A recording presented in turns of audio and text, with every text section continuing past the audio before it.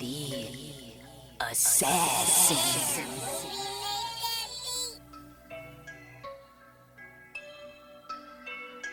You know I break necks, call me Jack Tate.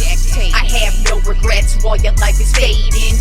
I'm a crazy fuck equivalent to Satan. When I'm behind the mic, I feel like the greatest. You know I break necks, call me Jack Tate. I have no regrets while your life is fading. I'm a crazy fuck equivalent to Satan. When I'm behind the mic, I feel like the greatest. What up, y'all? You're listening to Sports Talk with Tropp, and I'm your host, Katie Tropp.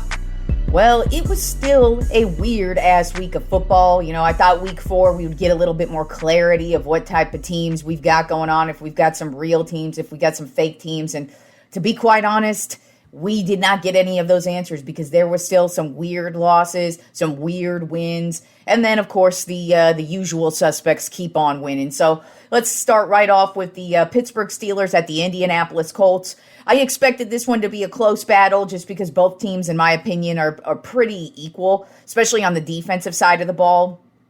And the Colts pretty much dominated this one from start to finish, which was really shocking because you don't really know what you're getting from the Colts so far this year. We don't really know if they're a real team, whereas the Steelers, they were undefeated headed into this game. Their defense has just been completely demolishing every opponent that they face right now. It's just offensively, they really haven't been able to get going. But in this one, I would say that this was probably Justin Fields' best game, even though it ended up being a Pittsburgh Steelers loss.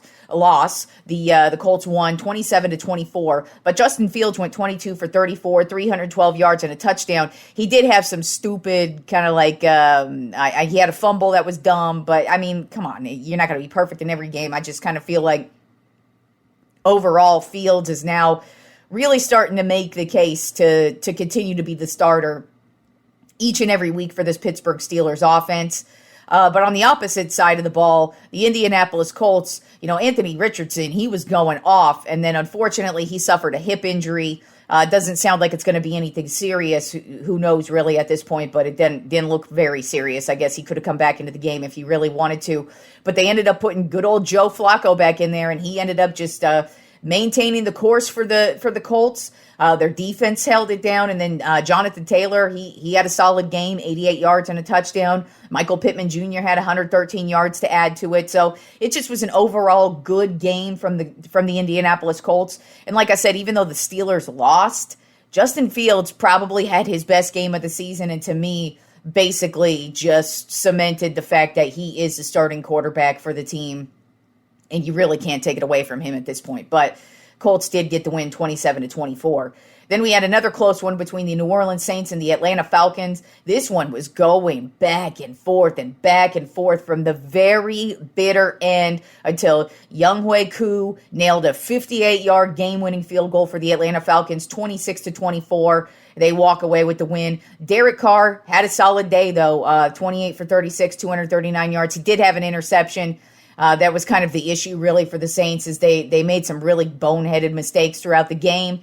Alvin Kamara, he had 77 yards and a touchdown, so he keeps proving that he's still the dude and still really difficult to stop. But overall, it was a typical division battle, and the Falcons were just able to do that much more than the Saints, and the Saints now are 2-2 on the season. Then we had the Los Angeles Rams at the Chicago Bears, and the Bears, shockingly, they dominated this game. It wound up being a close game, 24-18, Bears win. But, you got to give it up to Caleb Williams. Speaking of guys like Justin Fields, I felt like had his best game. I feel like Caleb Williams had his best game for the Bears. He actually led them on 4 scoring drives. So it was actually not just because the defense really dominated. I mean, they had Matthew Stafford on his ass. I believe they had 3-4 sacks on the day, and they really just took it to Matthew Stafford. That's for sure. But on the opposite side of things here, on the offensive side of the ball, Caleb Williams actually did. He held it down. He had a really solid game. He made sure to really not have any bad throws, make any major mistakes, and the Bears were able to hang on to this one 24-18. But I'd say it was an overall solid game from Caleb Williams, and like I said, probably his best showing so far on the young season for him. Then we had the Minnesota Vikings at the Green Bay Packers, and this one was crazy. The Vikings just looked like they were, it was annihilation at first. This was like a 28-7 game headed into halftime by the Vikings. Like, they were just obliterating them. Jordan Love, he ended up playing in this game, and he ended up having 3 interceptions in this game. So it just was not a good game for him to start. But then the second half got going, and the Packers dropped 22 points in the fourth quarter. Now, to me, it was one of those things where it was just too little, too late for them. The Vikings held on to this one 31-29, but Sam Darnold, he has been having a fantastic season. The dude's got 10 touchdowns on the year already. He went 20 for 28, 275 yards, and 3 touchdowns. Now, of course, it definitely helps when you've got Justin Jefferson, who just also made some amazing catches yesterday in the game. But back to Jordan Love. Got to talk about a dude who just overcame all the bullshit in the first half. Like I said, the guy had 3 interceptions, ended up 32 for 54, 389 yards, and 4 touchdowns on the day. So he really made a huge comeback for his team. But the Vikings, they just were too much for the Green Bay Packers in the end. I will say, now the Vikings defense has been very top-notch, very stout. They're actually one of the top scoring defenses in the league. So they're really getting it done. They're also getting it done on the ground with Aaron Jones. He had 93 yards on the game as well. His old team, he used to play for the Packers, so he came back and had a solid game. But, overall, looking at the Vikings defense, it was solid. They did get plowed through just a bit in the fourth quarter. But, it was just too much Vikings for the Green Bay Packers to handle this one. And the Vikings are 4-0 on the season. Who would have thought? And they are headed to London to play the New York Jets next week. Then we had the Denver Broncos at the New York Jets, speaking of the Jets, and this was a sloppy-ass game. It was terrible weather in New York yesterday, so you could tell just judging by the score, 10-9, Denver Broncos win. That says it all to me, because I was even like, what is going on in this game? And then when I saw the highlights, I was like, oh, okay. It was just an overall terrible game from the Jets. And Bo Nix, the quarterback of the Denver Broncos, actually scored his first career touchdown with the Broncos. So that was the only touchdown of the game. So congratulations to him. But for the Jets, it was an overall terrible game. Their offense looked atrocious. Their ground attack couldn't get going. Aaron Rodgers was on his ass all day. He was sacked 5 times, and you just cannot do that. You can't do that with like Patrick Mahomes at quarterback, a guy who's mobile and can move around and is young. But you really can't do that with Aaron Rodgers. You need Aaron Rodgers standing up, and that's how he avoids injuries as well. But you definitely can't have that from the offense, and they just looked very out of rhythm and out of sync. And we'll see what they got in London this week, because they are playing probably the hottest team in the league right now. But with the way this season has gone, I would not be shocked if next week the Jets beat the Vikings and stop their undefeated streak. But we'll talk about that next week. I'm just saying, this season has been weird as fuck and has stayed weird through this weekend. Then we had the Philadelphia Eagles at the Tampa Bay Buccaneers, and the Eagles got demolished. You want to see Baker Mayfield just was basically playing pitch and catch with his wide receivers yesterday. Don't get me wrong. Tampa Bay has fantastic offense. You've got Godwin, you've got Mike Evans, you got a solid offensive line. You've got their running back. His name is, I can't remember his name right now, but I was watching him yesterday. He looks pretty solid. So offensively, Buccaneers are pretty damn good. But this Eagles defense, they couldn't stop shit yesterday. Baker basically just did whatever the fuck he wanted to do, especially to start the game. But the Buccaneers just killed the Eagles 33-16. Baker Mayfield went 30 for 47 with 347 yards and 2 touchdowns. Mike Evans had 94 yards and a touchdown.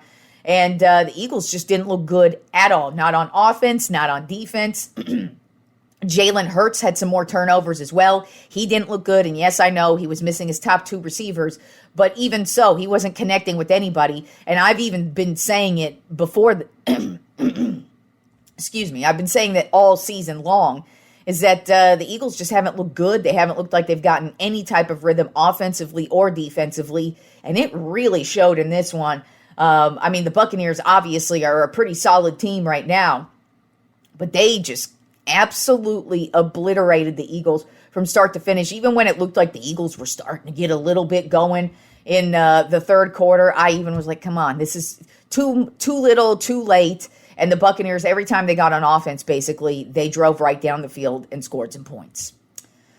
Then we had the Cincinnati Bengals at the Carolina Panthers, and the Bengals were finally able to get into the win column. They won the game 34-24, and it was finally a legitimately good game from the Cincinnati Bengals. Joe Burrow went 22 for 31, 232 yards and 2 touchdowns.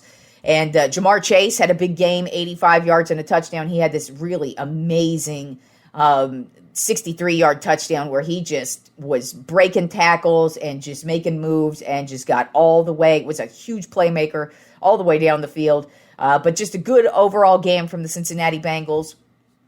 I will say the Panthers, it looks like they're starting to find a running game with Chuba Hubbard. He had 104 yards and a touchdown on the ground.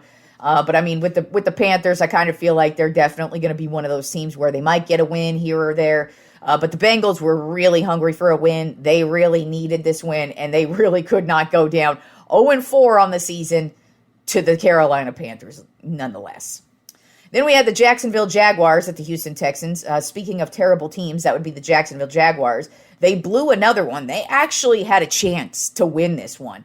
But C.J. Stroud, do what C.J. Stroud does in his young career. This guy, he's pretty solid when it comes down to the comeback wins. And that's basically what happened in this one. In the fourth quarter, he was able to drive his team down the field, get the game-winning touchdown to send the Texans home with the win 24-20, and to send the Jaguars home 0-4 on the season.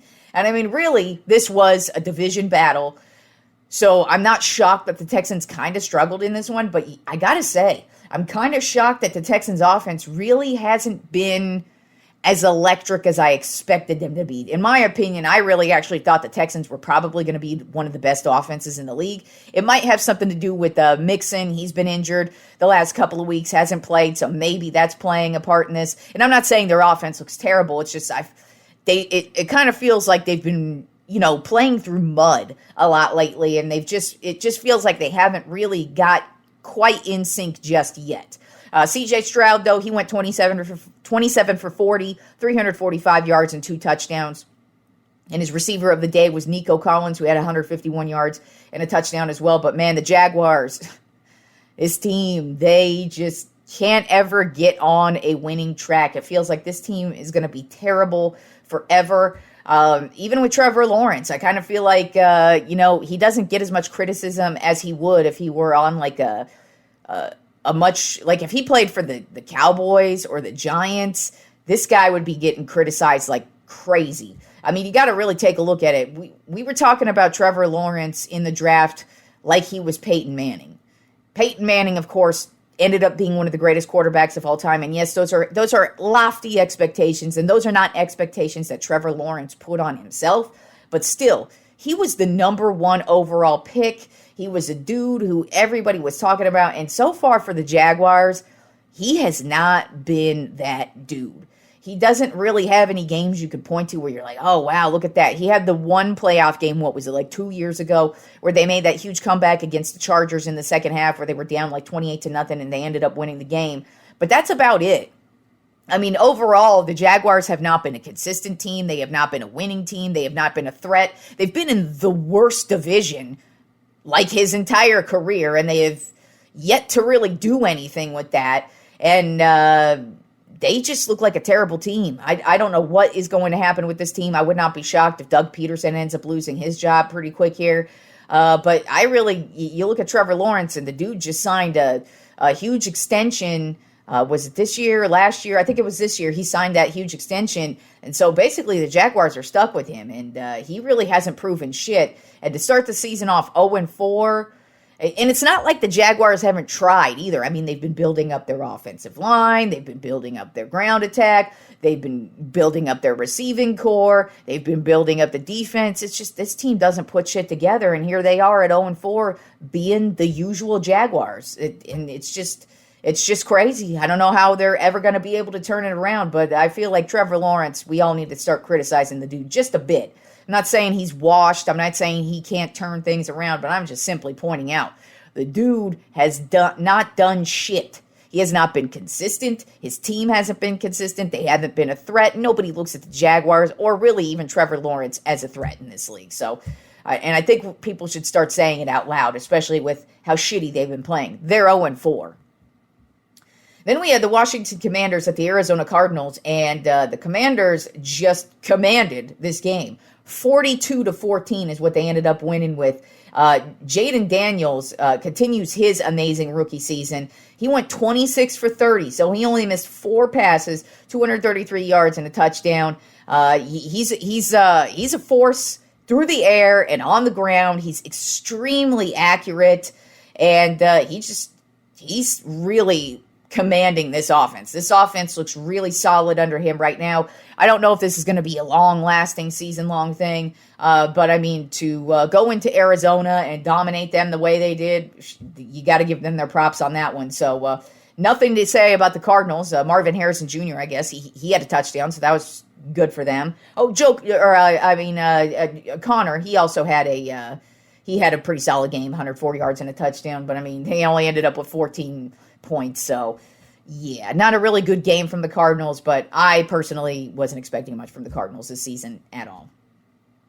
Then we had the New England Patriots at the San Francisco 49ers. 49ers dominated this one 30-13. It kind of ended up getting a little bit close there in the end, but I mean, real talk, the Niners defense just completely demolished. Jacoby Brissett had no time to think yesterday, let alone pass the ball.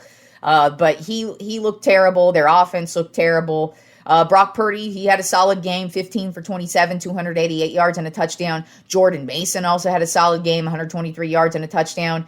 Jennings had a good game, 88 yards. So Niners just did what the Niners do. You know, they are coming off of a 2-game losing streak. So, I mean, they did not want to lose to the shitty-ass Patriots.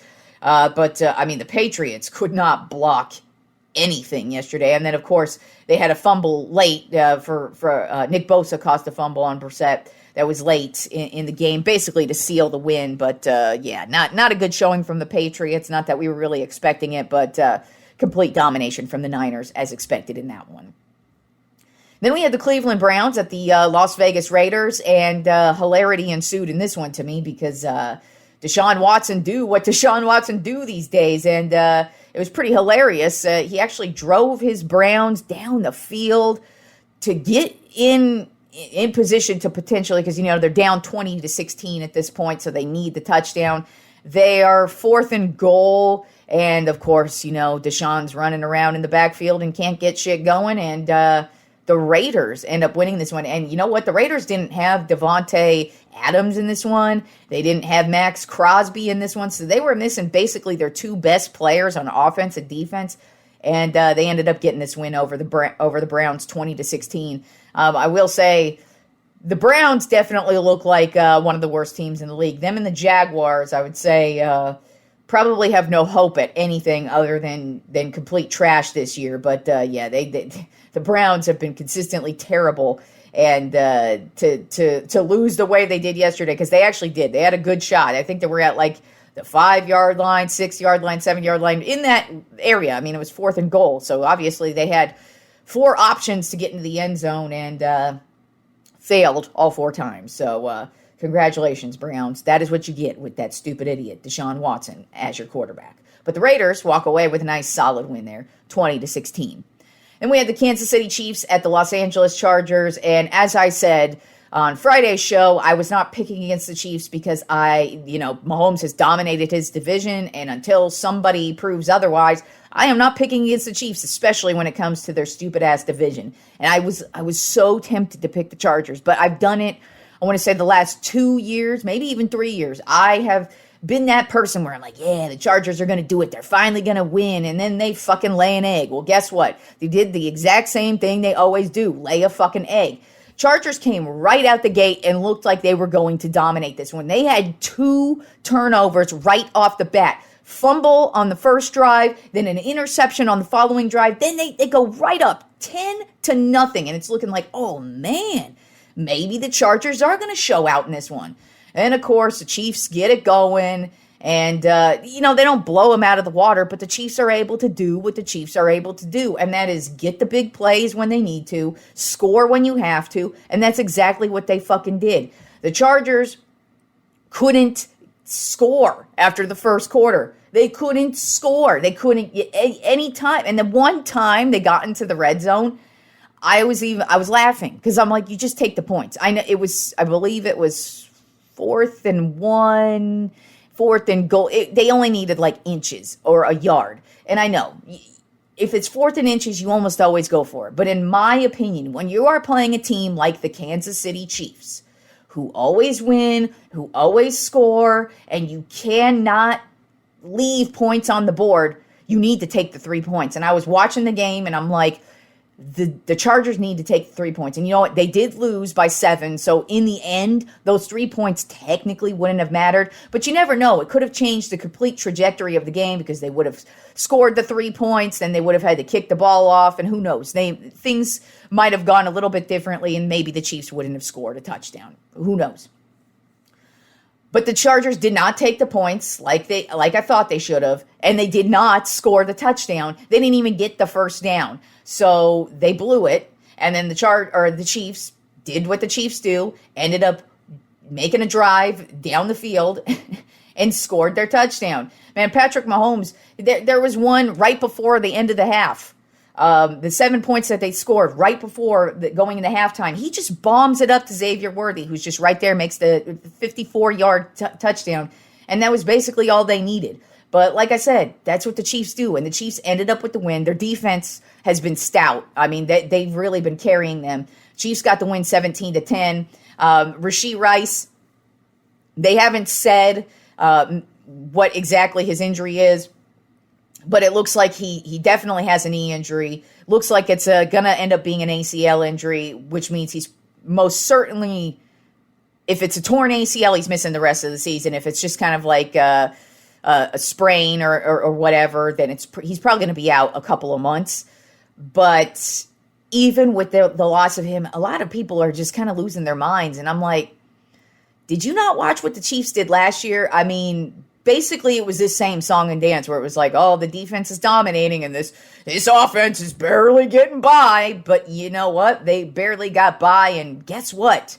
They ended up winning the Super Bowl. So I think the Chiefs will be all right without Rashee Rice. Like I said, they threw a bomb to Xavier Worthy, and I know I'm a Longhorns fan, so I know all about Worthy. I've seen the dude and what he can do, and he's a beast. I think Worthy will be just fine. He's probably going to make some rookie mistakes, but I'm going to keep it real. I don't see any problems for the Chiefs without Rashee Rice. Everybody, like I said, everybody's losing their mind today, acting like they need to make all these big-ass trades, and I'm like, nah.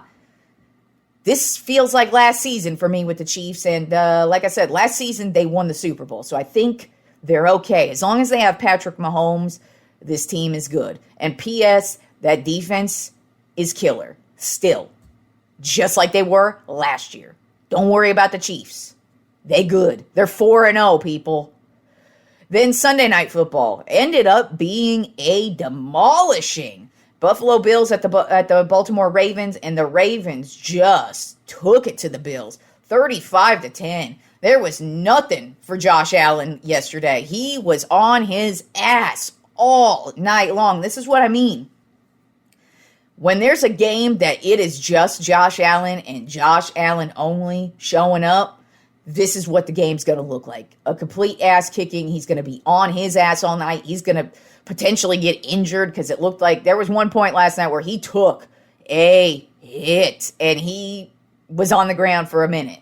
And it looked like shit was bad, but he ended up finishing the game, still playing and everything, but it was not good. Lamar Jackson went off. He actually had 3 touchdowns on the night, so he went off. But it was all about Derrick Henry, who was 1 yard short of 200 yards last night, 199 yards and a touchdown. And by the way, that touchdown he scored was literally the first play from scrimmage for the Ravens last night. Their very, very first play, boom, right out the gate, Derrick Henry takes off for a touchdown. And that was basically the rest of the night for the Buffalo Bills, just staring at Derrick Henry's ass in the end zone. That was really it. Lamar Jackson pretty much had his way with them last night. Derrick Henry had his way with them last night. The Ravens defense, just like I said, Josh Allen on his ass all night, and they made sure he felt every hit. They made sure he knew that they were there on every single play, and it just was not a good game from the Buffalo Bills. But hey, they're 3-1, and they lost to the Baltimore Ravens, who look like one of the best teams in the league, at least right now. Like I said, weird-ass week still heading into week 4, and it's been such a weird NFL season, so who knows what we're going to get from these teams. But right now, the Ravens look pretty damn good, especially on the ground game. Derrick Henry's starting to really plug away in these last 2 games, and he stays healthy. You really got to watch out for that Ravens team. All right, moving on to the Monday Night Football games. We once again have 2 Monday Night Football games tonight, beginning with the Tennessee Titans at the Miami Dolphins. Right now, the Titans are a 1.5-point favorite. I feel like the Dolphins, they're pretty much fucked right now. They are on their 3rd-string quarterback. It's going to be Tyler Huntley. He had his couple of seasons up in Baltimore backing up Lamar Jackson, so he does have some games under his belt. He has about a half a season really under his belt for sure. Because there was that one season a couple years ago where Jackson was out for most of the year. So he ended up playing a lot, but come on, he ain't going to be lighting nobody up. He does have a lot of weapons to work with, but I'm going to keep it real. I'm not really expecting much from Huntley. The Titans, on the other hand, they've had their moments, but a lot of these moments have ended up being terrible moments from Will Levis, mostly. Their young quarterback who's just been making really stupid throws, really dumb Superman passes. He just really needs to get it together and just do his job. Pass the ball, make the easy throws. If they just got to simplify everything down for him just to kind of build his confidence to get it going, that's what they got to do. But he's got to stop with those boneheaded plays because he's cost this team way too many wins already. There are 2 wins that should be on their win column that he personally has cost them. So I think they're going to get it together tonight because Miami, they are reeling with the injuries and you just don't know what's going to happen, especially with the 3rd-string quarterback. And like I said, the Titans, they're there. It's just the dumb, boneheaded mistakes have cost them. I think tonight they're going to put together a solid game, and I've got the Titans winning this one 24-10. And then with my head-to-head matchup with Simon Ruvalcaba, he actually has Miami winning this one. He's looking at this one going into overtime. He has Miami winning in overtime 23-20. Which honestly, I would not be shocked by because both of these teams are terrible. It's just for me, I look at when you're on your 3rd-string quarterback, that's like the definition of a reeling team right now. And then we have the Seattle Seahawks at the Detroit Lions. Right now, the Lions are a 4.5-point favorite. Seattle's just really come on this season strong. They are probably one of the most surprising teams. I mean, they've got a new coach. They offensively, they're pretty much the same team, but defensively, who the hell knows what we were getting with them. But so far, they've really been locking it down, both on offense and defense, really taking control offensively with the ground attack, with a lot of different guys, too. Kenny Walker, he started out the season hot, and then he's been injured the last couple of games. So Charbonnet, he's come in and been the dude. But so really, their ground attack has been getting it done. And like I said, defensively, they've been taking care of business, too. Detroit, basically the exact same thing. Really taking care of things on the ground. And offensively, offensive line is amazing. And they're really taking care of the ball. And then on the defensive side of things, Hutchinson is basically unstoppable at this point. He's leading the league with sacks right now. I believe he's got 6.5 off the top of my head. So this guy's pretty much unstoppable. I'm looking at this game where Seattle, I don't know if I really believe in them yet. And I kind of feel like this is going to be one of those wake-up call games for them. I don't think they're going to get their asses beat, but I definitely think Detroit's defense is going to take it to them. I think Aiden Hutchinson's going to have another big night. And I just look at the Lions. I feel like they're going to control the clock. I feel like they're going to control the ball movement. I think they're going to control the line, both on offense and defense. And I think they're really just going to have overall control of this game. I do think it's going to be a close battle because Detroit has yet to really have an extremely dominating game where they make it really convincing. And I don't think Seattle is terrible. I think they're definitely going to make it difficult for Detroit tonight. But I do have Detroit winning this one 27-23. And Simon also has Detroit winning this one 31-21. All right, now let's move on to the baseball playoffs. Now, we do have a doubleheader today to decide the last two wild card spots in the National League. And actually, now we only have one spot left. The New York Mets just won the first game of the doubleheader between the Atlanta Braves 8-7 in a crazy-ass back-and-forth game. I mean, Atlanta was dominating this one from the jump. They had a 3-0 lead, I think, going into the 6th, 7th inning. And then the Mets had this huge rally. They got it going. They took the lead, and then Atlanta took the lead back. But then in the 9th inning, Lindor comes up to bat. He hits a home run, and the Mets take the lead and never look back. They get the win 8-7, and the New York Mets have clinched a playoff spot. We don't know who they're playing just yet because the second game of this doubleheader is going to determine that.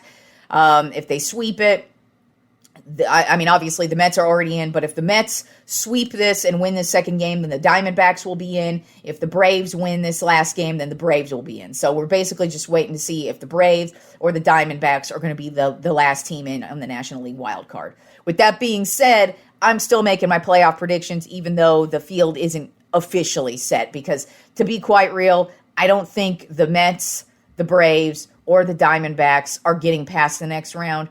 The Mets and the Braves, simply because they are playing a doubleheader today. First of all, neither team has really been consistent at all, and the Mets have been very up and down as of late.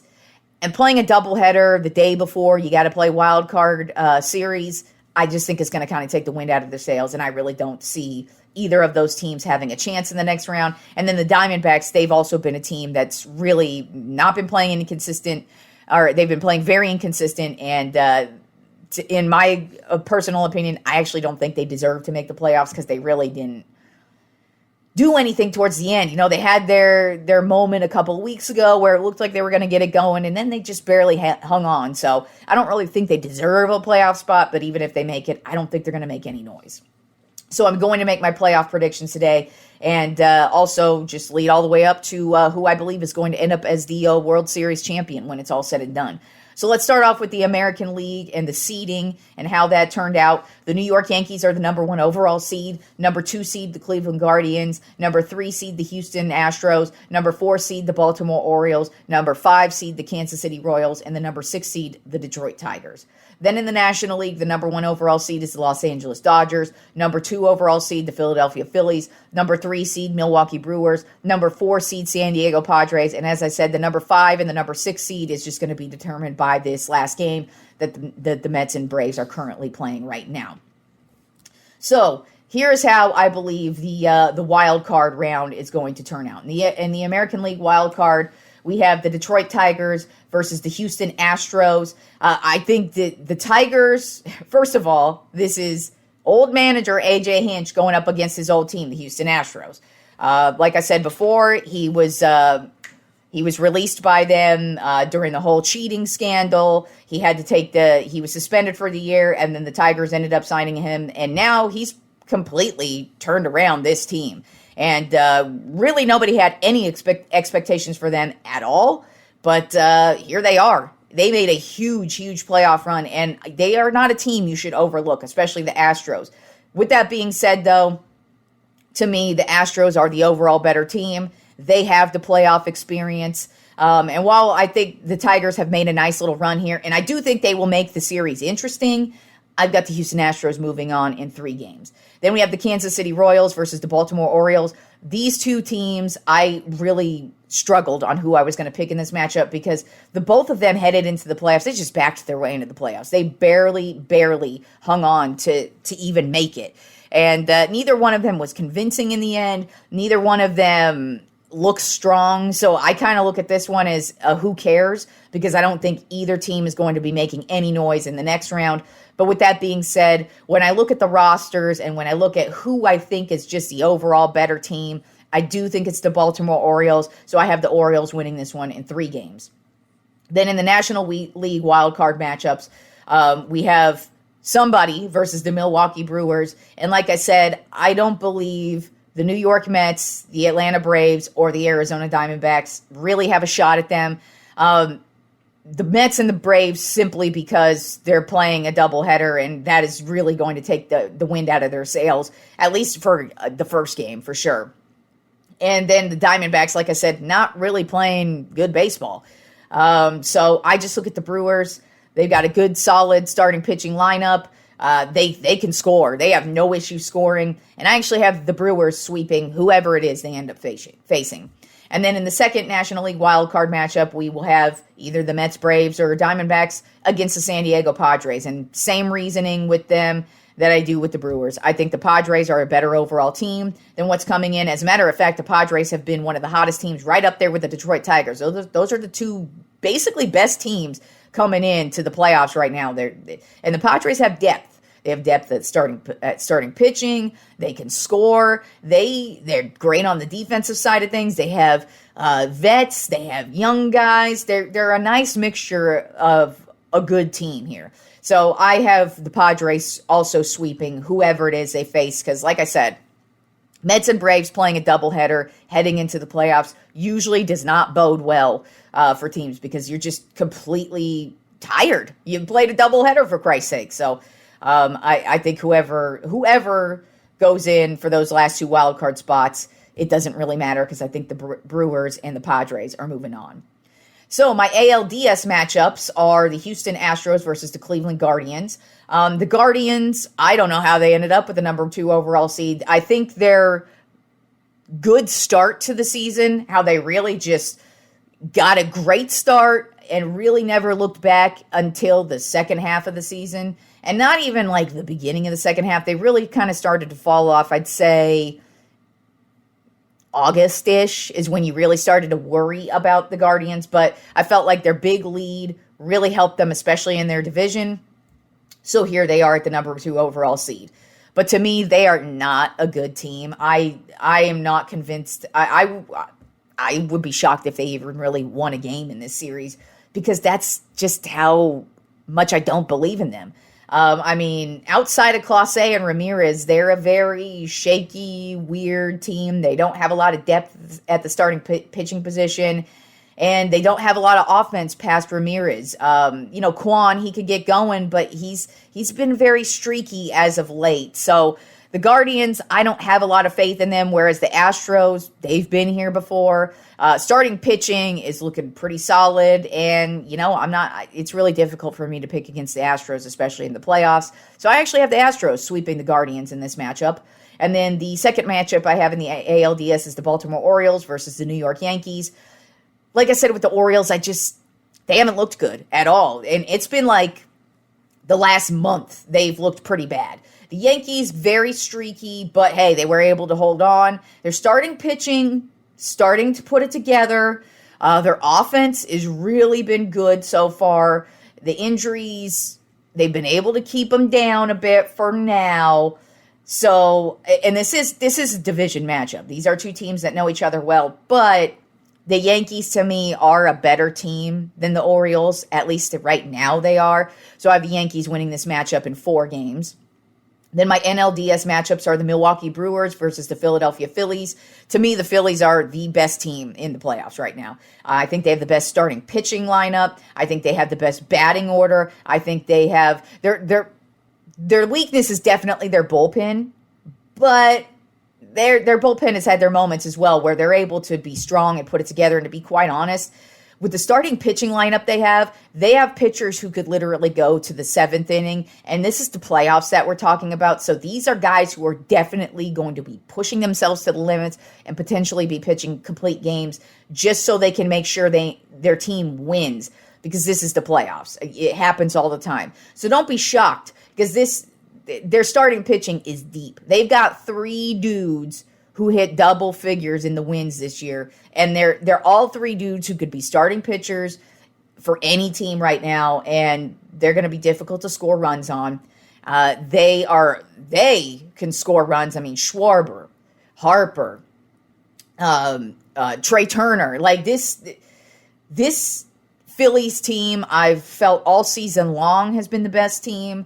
I've felt like it's going to be really difficult for anybody to get by them, and I just don't see the Brewers being that team to get by them. So I have the Philadelphia Phillies winning this matchup in 4 games. Then my second matchup in the NLDS is the San Diego Padres versus the Los Angeles Dodgers. And this one, the Dodgers, I'm going to tell you straight up, over the years, choke artists in the playoffs. That's pretty much their MO. It doesn't matter who they have. And when you really look at things, yes, Ohtani has had a fantastic season, but he's pretty much been it. Yes, they've had Betts, they've had Freeman. They haven't really had any issue scoring runs. Their issue, though, is at the starting pitching position. Also in the bullpen, not really strong. The Padres, on the other hand, they ain't afraid of the Dodgers. They are not afraid of the Dodgers in any way, shape, or form. They've actually knocked them out of the playoffs a couple seasons ago, and I think the Padres are going to do it again because the Padres are deep at the starting pitching position. They can score runs, and I think they can keep up with the Dodgers. So I have the Padres winning this series in 5 games because, like I said, Dodgers, known choke artists, and really the only shining star this season has been Shohei Ohtani. Not that that's a bad thing, but you look at everybody else, and I go, I don't know. I think the Dodgers are going to lose this one, and I think it's a bad matchup for them because it's the Padres, because the Padres know them, and they aren't afraid at all. They know what the Dodgers are all about, and they know they could beat the Dodgers too. So I have the Padres upsetting the Dodgers in 5 games. So my ALCS matchup is the Houston Astros versus the New York Yankees. This is going to be an excellent matchup, I believe, just because, first of all, these two teams do not like each other. They always play each other hard, and they match up very well against each other because they have depth at the starting pitching position.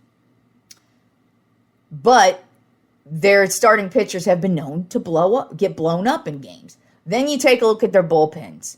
Very, very shaky bullpens. Then you look at their batting order.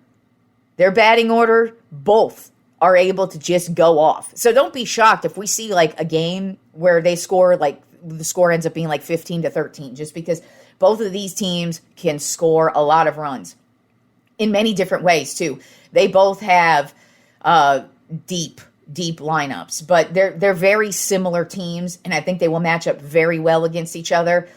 But I do have the Yankees edging the Astros out in this one. I've got the Yankees winning in 6 games, simply just because I think it's kind of finally time for somebody else to just make their way into the World Series other than the Houston Astros and in the American League. And I just feel it's kind of that time. And I think the Yankees will finally get over that hump and make it into the World Series, and we'll see what they got. Then my NLCS matchup is the Philadelphia Phillies versus the San Diego Padres. And in that case, I think the Phillies will just demolish the Padres. I've got the Phillies winning in 5 games simply because, like I said, I think the Phillies are the most complete team. They're the best team, and they're probably the healthiest team at this point. Padres, you don't know what we're getting from them. This team is so unpredictable. Like I said, I've got them beating the Dodgers, but that's mostly because they're a division rival. I've got them getting their asses beat to the Phillies because I just think the Phillies are going to put it together. The Phillies are only a couple years removed from playing in the World Series. They've got a lot of seasoned vets on this team. They've got a lot of strong players on this team, and I just look at the Phillies as being the team to beat, and so I have them easily getting by the Padres in 5 games. So my World Series matchup is the New York Yankees versus the Philadelphia Phillies. And as I keep saying, to me, the Phillies are the most complete team. I think it's going to be difficult for anybody to beat them. The starting pitching is where I think they have the edge, because I've watched many years of the playoffs, and starting pitching plays a huge, huge role. Yes, there's always a game where the bullpen has to be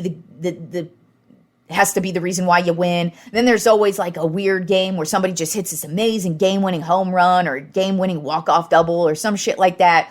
There's always like random occurrences. But one thing you always need, and is always a constant, is starting pitching. If you have solid starting pitching and they can't score on you, you're money. You're golden. And like I said, the Phillies are deep at starting pitching. Not only do they have 3 guys who could just be aces on other teams, they have basically 5 guys. And then their bullpen, like I said, it's been shaky, but I would not be shocked if we see 3 of these starters go near complete games, and then we don't really have to see much of their bullpen. Or it's just their offense just gets so far ahead that the Yankees are unable to catch up. And that is a problem for the Yankees. Playing catch up for the Yankees is not their game.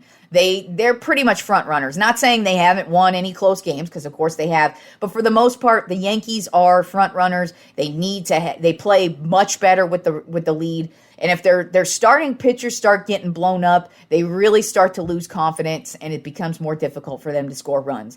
And like I keep saying, Philadelphia Phillies, I've pretty much had them as my World Series pick from like the first month of the season. They've played the most consistent baseball. Their starting pitching's deep. They have so many different guys who could score. They're great defensively. I haven't even discussed their defense, really. So just to me, the Phillies are the most complete team. They've been right there on the precipice of winning this championship. You know, they had a nice run last year. Like I said, they were in the World Series a couple years ago. So it feels like the Phillies are finally ready to win that championship with this team. And I have the Philadelphia Phillies beating the New York Yankees in the World Series in 6 games. So that's how I have the MLB playoffs turning out. But we'll see. The wild card begins tomorrow. And then the division series will begin over the weekend. So we'll see where we're at on Wednesday's show with baseball and the playoffs and how everything's going there. And then in a bit of sad news in the NBA, very surprising news as well, center Dikembe Mutumbo died today at the age of 58 years old. He apparently had brain cancer. None of us knew about it. He never announced it, and that's his prerogative, of course. But I'm just saying it was extremely surprising to see, not only because he was only 58 years old, but none of us really knew he was battling cancer. So it probably turned out to be something where it was one of those things where it just came on and unfortunately took him that quick. But unfortunately, Dikembe Mutombo has died today at the age of 58. One of the best defenders the NBA has ever seen. 4-time Defensive Player of the Year. He was a journeyman who played on the Denver Nuggets, the Atlanta Hawks, the Philadelphia 76ers, the New Jersey Nets, not the Brooklyn Nets. He played with the Nets when they were in New Jersey. Then he played with the New York Knicks and ended his career with the Houston Rockets. But, I mean, we all know he was known for making those big block shots in the paint and then taking his finger and wagging it in your face like, no, bitch, you ain't getting that on me. But he ended up, he's 20th with career, or he's 20th on the NBA list of career rebounds with 12,359 career rebounds. And he really was one of the best defenders the NBA has ever seen. Had a fantastic career. And just sad news to hear that Dikembe Mutombo passed away today at the age of 58. And not a good way to start the NBA season because NBA training camps kicked off today. So we're going to be having we're going to be talking NBA season predictions here in the next, I want to say, week or two. Is it going to be next week? It might actually be next week. Regardless, we're going to be talking NBA here pretty soon because that shit just kicked off today. But that was not a good way that anybody wanted to start the season off, the NBA season off, because not only was Dikembe Mutombo very influential just as a center and a great NBA player, but everybody in the NBA pretty much has very nice things to say about the guy, and he was an ambassador for the league. So NBA was in his blood until the day he died. So RIP to Dikembe Mutombo, but I am ready for the NBA season, and we will be discussing NBA here pretty soon. So I will talk to you guys on Wednesday's show. Enjoy the rest of the week of sports, y'all.